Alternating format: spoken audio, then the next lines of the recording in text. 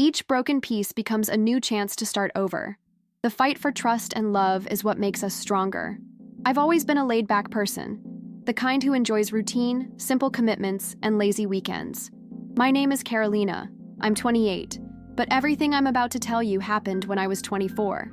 Back then, my life revolved around my business degree and the internship I'd landed at a mid-sized company. Nothing out of the ordinary. I had a boyfriend, Rafael, with whom I'd been for 6 years, and I thought I had my life figured out. We'd go out on Saturdays, have dinner together, and take short trips when we could. I had a comfortable emotional stability, the kind you don't even realize you're living until everything falls apart. My social circle was small. I always preferred to keep my friendships to a minimum, and one of the most present people in our lives was Lucas, Rafael's best friend since childhood.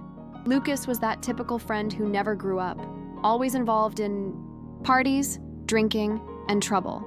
Even though I didn't particularly enjoy his presence, I never interfered, knowing how much long-term friendships could mean. Rafael was always very loyal, especially to the people who were part of his life, and I respected that. I trusted him without question, and honestly, I never imagined anything could shake the solid relationship we had built. The change began almost imperceptibly. It was October, I remember, because it was still warm, and we had just returned from a trip to celebrate our 6th anniversary. Lucas announced he was engaged and threw a celebratory party. I was reluctant to go, but Rafael insisted, and I gave in. I decided to stay home while he went, knowing it would be a night of excess, one of those parties where I always felt out of place. I never imagined that that simple decision to stay home would mark the beginning of the most difficult period of my life. That night, my blind trust would be brutally challenged. Rafael returned the O. Next day, devastated, his face as haggard as I'd ever seen it. And it was then that I heard the words I never imagined I'd hear. "I need to tell you what happened." The words came with tears, a broken voice, and a look that seemed to be pleading for understanding. Rafael told me that during the party, Lucas provoked him, got him drunk, and when he was completely vulnerable, it all culminated in a planned physical attack.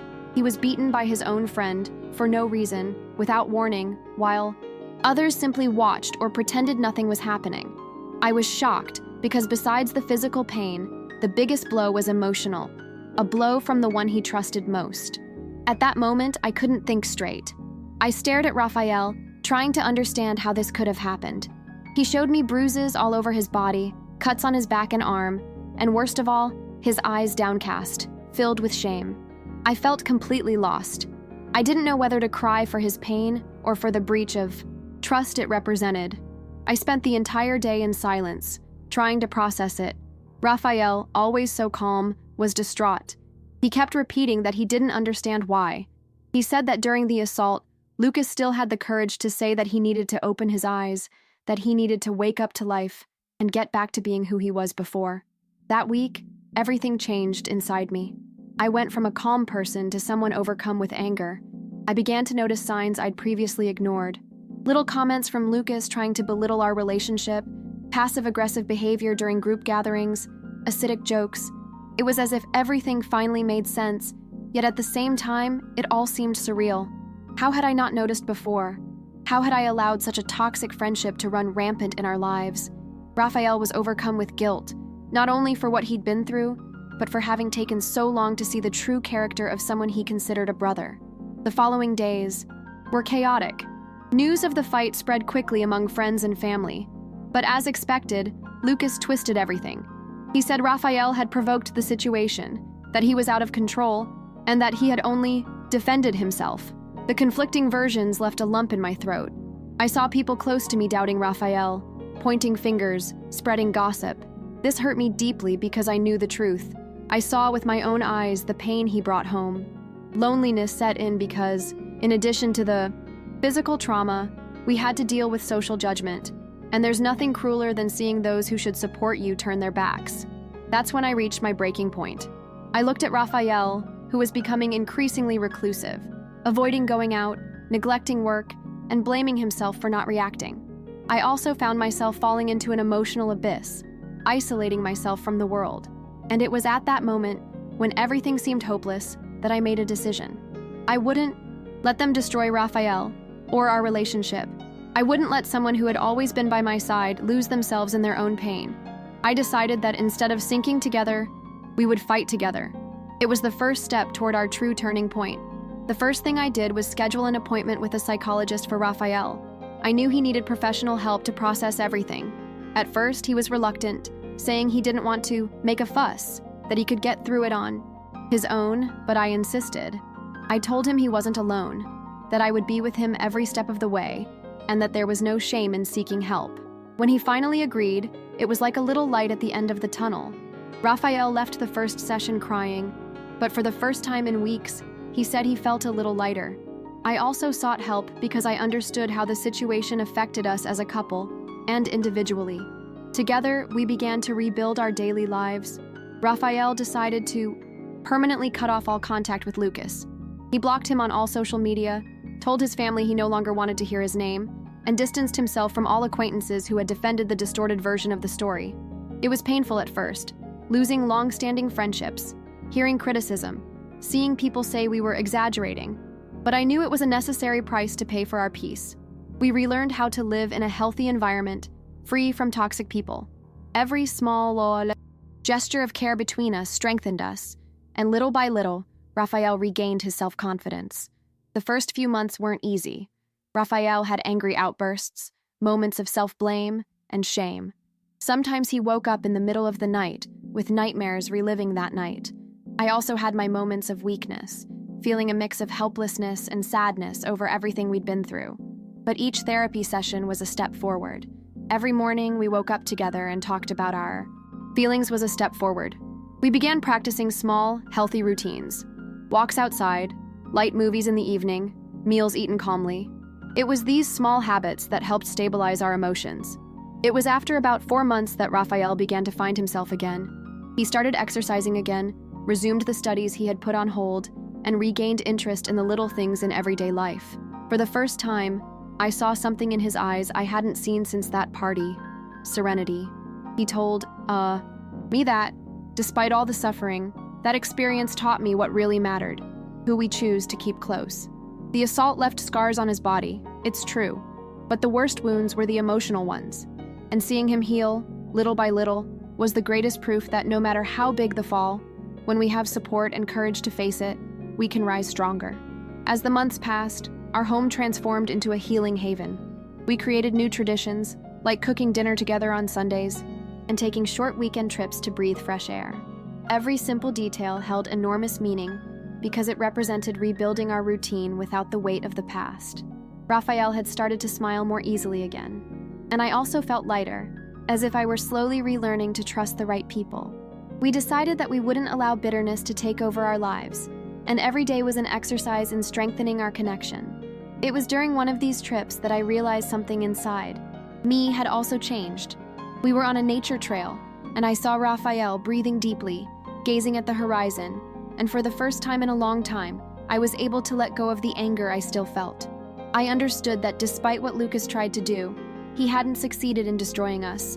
In fact, he'd only made us more alert, stronger, and more united.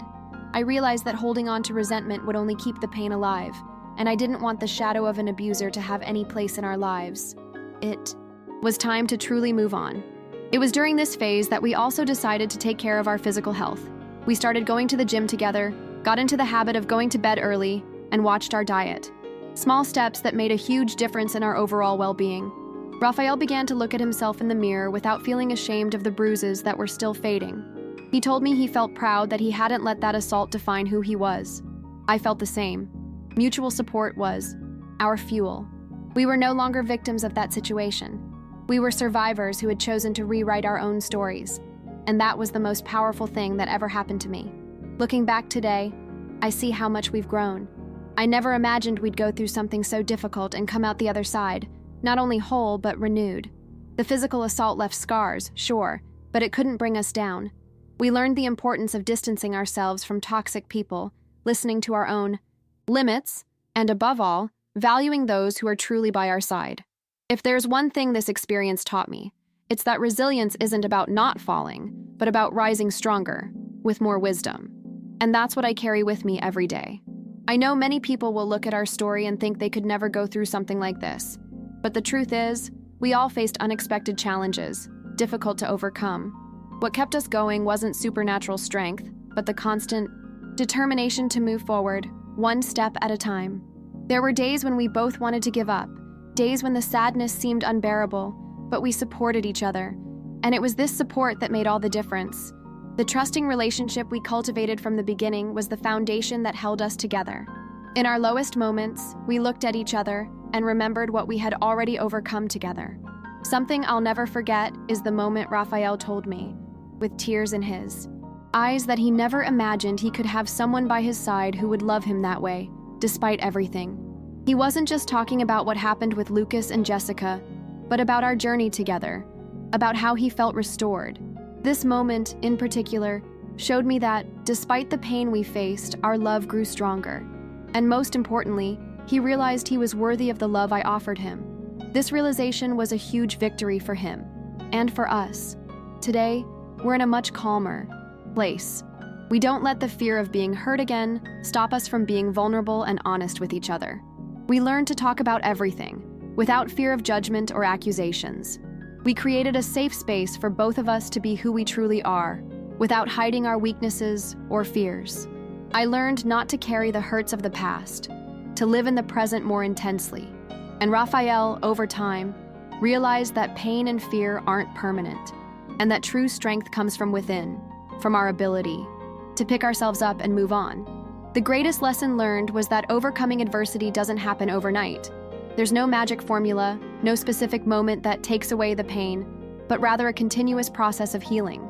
Both of us, in different ways, came to understand that time doesn't erase what happened, but transforms it, and it's up to us to decide how to view it. Today, we see our history as something that shaped us, but doesn't define us. We are no longer victims of what was done to us. We are the masters of our journey and our future, and that in itself is the greatest triumph. Months have passed since that turning point. The truth is, we will never be the same people we were before, but that's not a bad thing. Hardships have taught us to be more patient, more empathetic, and above all, stronger. Today, when I look at Rafael, I see a man who has managed to rebuild himself, who has learned to respect and love himself the way he deserves. He found within himself a strength he didn't even know existed, and I, by his side, have learned that love isn't just about happy moments, but also about holding hands in dark times. I don't know what the future holds, but one thing is certain. I've learned to trust. The trust I've placed in Rafael isn't blind. It's a trust built day after day, based on transparency, mutual effort, and resilience. It doesn't matter what happens from now on, because now we know how to support each other, how to fight together. If there's one thing this experience has given me, it's the certainty that we are capable of overcoming even the greatest challenges. And, most importantly, that we are never alone if we choose to lean on others. For a long time, I looked at our history and thought we would be marked by pain, but now I see that we were marked by our resilience, by our ability to start over.